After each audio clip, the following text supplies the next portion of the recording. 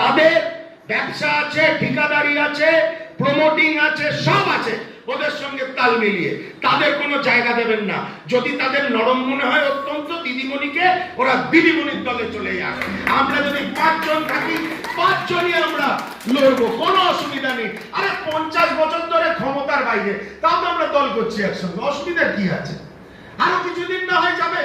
কিন্তু ওই দুর্বৃত্ত আর যেসব লোক এইসব কথা বলে, একই ঘরানা, কংগ্রেসি ঘরানা, কোনো বিভেদ নেই, জানবেন একদম ধান্দাবাজির কথা। সব ঠিকাদারিতে ভাগ পায়, সব ঠিকাদারিতে ভাগ পায়। ওই ঠিকাদারিতে ভাগ পাওয়া লোকেদের কোনো জায়গা দেবেন না। মিছিলে হাঁটতে চাইলে হাঁটো, কিন্তু কোনো গুরুত্বপূর্ণ বিষয় তাদের রাখবেন না। তারা জানবেন ভবিষ্যতের নির্বাচনে ঘরানা। আর এদের ঘরানা হচ্ছে ওই বান্ধবীর খাটের তলায় কোটি কোটি টাকা পাওয়া যায়, পার্থ চ্যাটার্জির ঘরানা, শোভন বৈশাখীর ঘরানা। ওদের সঙ্গে মহাত্মা গান্ধীর ঘরানা মিলতে পারে না।